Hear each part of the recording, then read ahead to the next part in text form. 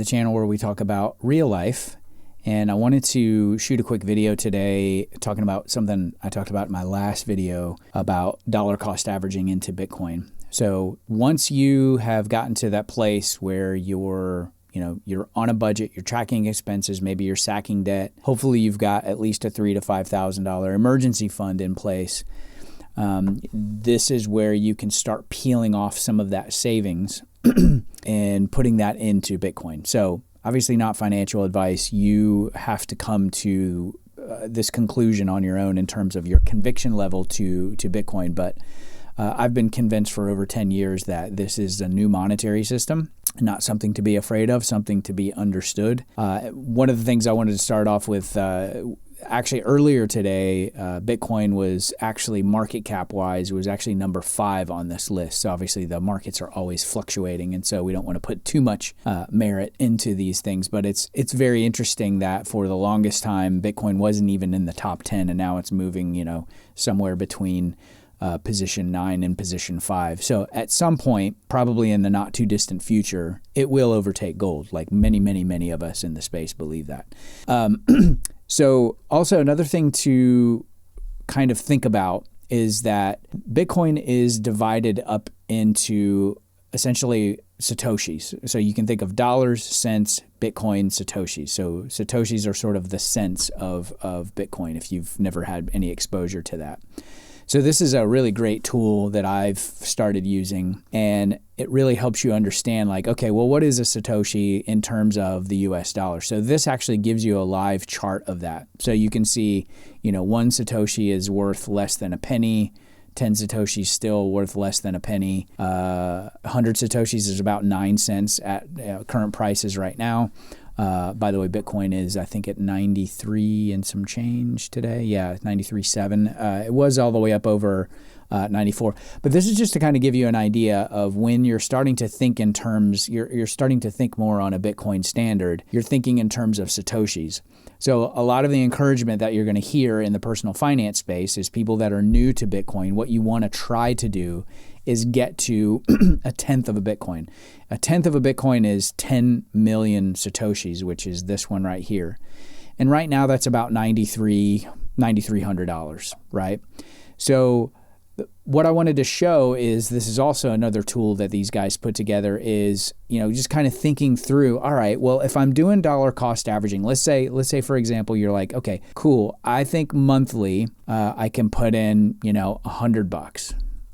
And we'll break this down to the ridiculous. So what I'm going to show on this, what this chart is going to show is that if I would have done this, $100 a month for the past 4 years, okay, I would have invested, or I would have saved $4,900 worth of fiat into Bitcoin, and that current value would be $12,890.16 for a return of $163.10. So that's a really great example of as you're really responsibly getting into Bitcoin, because it's not responsible for you to put everything into Bitcoin right now because we all live on a fiat standard. Now, there are going to be a lot of Bitcoiners that disagree with that, and why would you want the dollar? I get that. I get it. But I'm talking to people that are, like I used to be, that are, just trying to recover from being in tons of debt, not having control of their money.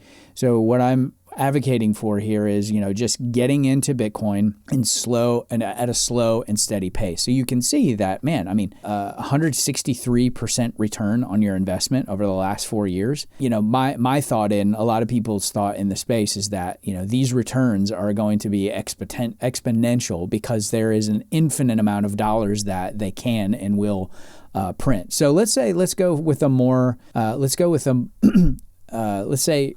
go with, instead of $100 a month, let's say you go with $25 a week. Let's see if that changes anything.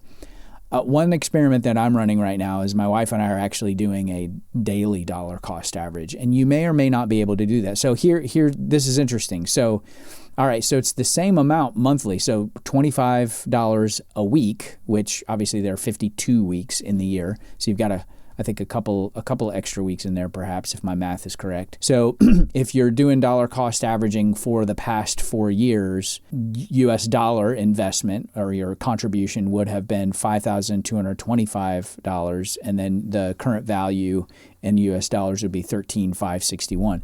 So the rate of return was a little bit less. So that's interesting, and you would have 0.144782 Bitcoin. So you'd have 14 million. 14 million Bitcoin. So because again, remember, 1 Bitcoin is 100 million Satoshis. So if you have 10 million Satoshis, you have a tenth of a Bitcoin. So let's go let's go into more, something maybe a little bit more reasonable. Let's say you're like, you know what, I got this thing, I'm getting it. I think I'm going to do $5 a day. And so you can see, here, over the past 4 years, you would have contributed 7,300 in fiat, and your return would be almost 19K. So the rate of return over the past 4 years has been, pretty steady. So let's look at, if you would have done this. I don't know why they don't have 5 years ago. I guess it's the programming of the algorithm. But let's say you were doing, $5 a year for the past 6 years. Okay, so you would have put in $10,000, almost 11,000, and your return would be about 51K, and that's a return of about 367%. So the reason that I wanted to show you this, and this is another way, part of the reason that you don't want to look at it every day, like everything that you're putting into Bitcoin, it should be a reasonable amount, something that you can afford, that you're not going to have to sell for fiat for a long time, for at least 4 to 5 years. And my argument would be never.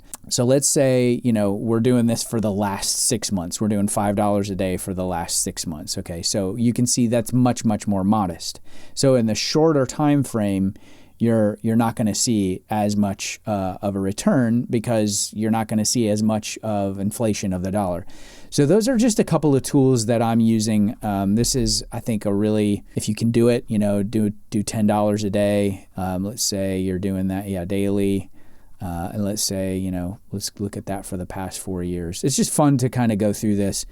Again, about 160% return. But, what else in our economy, where else in these markets can you put something in and get $160 return? So I just wanted to go through that real quick. These are tools. I'll leave the links in these in the description below. But this is just to kind of help you start thinking more in terms of a Bitcoin standard. So hope that helps, and talk to you soon.